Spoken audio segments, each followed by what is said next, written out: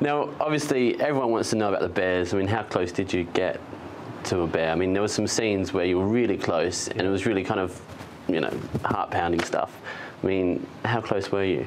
I think it's about 30 yards, about 30 meters from that first bear. Yeah. But at the same time, it made the hairs stand up on the back of my neck, and I definitely felt fear. Yeah. That's the first time I've ever seen a bear. Yeah. But at the same time, it was running in the other direction, so that kind of reassured me that, you know, it's another wild animal, and wild animals don't really want anything to do with us, and maybe all the bears are going to be the same as that, and they're going to just clear off.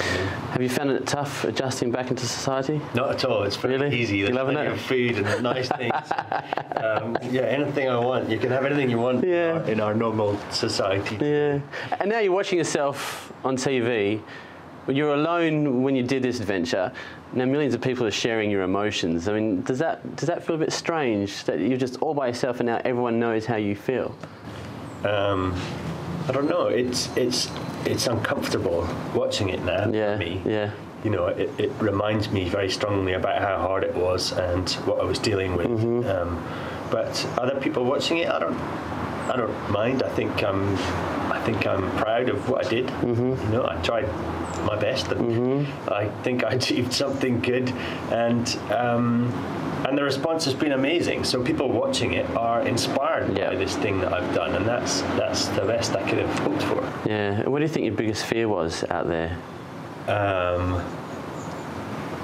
My biggest fear, definitely, actually, starvation was a big thing. I was going to say bears, but actually, I know there is fear there, but I know in my head that I was more of a danger to me than the bears were to me. So they can't really be the biggest fear. If I had to do it again, my biggest fear would be starvation. Starvation. To look at getting to that miserable state again of watching my body deteriorate and not knowing where the food was for the next 24 hours. Is just an atrocious thought. It's not a good place to be. Yeah.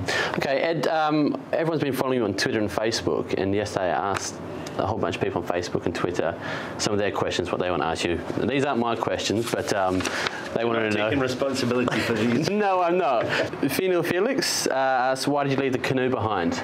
I had to leave the canoe behind. I left Dogpack late because I needed to find a river and find some salmon. The canoe is way too heavy to carry anywhere, even with the stuff that I had on my back that I considered essential. I struggled to move very far, and the rivers aren't big enough to take a canoe down. Yeah, for sure. Mugamu said, through the torrent of emotions you had, what kept driving you? I kept driving me to a ridiculous extent. I kept motivating myself every day and telling myself that each day that I did would make me stronger, and each day was an achievement, and if I stopped, then that would be a failure. And so I kind of didn't give myself a choice psychologically to give up. I actually kind of fenced myself into a corner in the end that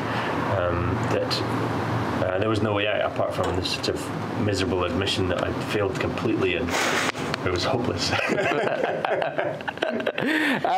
Was it warm in the Yukon? It was kind of similar to British summer when I first arrived there, so it was warm enough to jump in the lake, go swimming. But mid-August, I'd get up in the morning and the moss on the ground would be frozen, that'd be crunchy with frost. So 0 degrees on the ground overnight. And by now, there's probably snow there. Did you ever think you might die out there? Yeah, it's always a consideration. It was very easy for me to...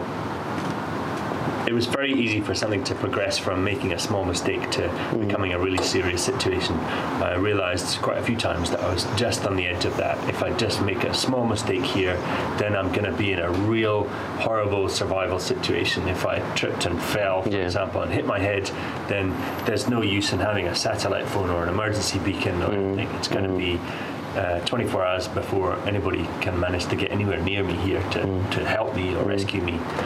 So you know, there was always a precipice just beside me. If I fell in the water with a big heavy rucksack on, if I hit myself with an axe, or fell over with a gun, or, you know, there was always something there that could be very dangerous. Yeah, no, it wasn't an easy place to be. Finally, Dee Sinclair said, "You make me proud to be Scottish." So there you go. That's very nice. It is. Dee Sinclair.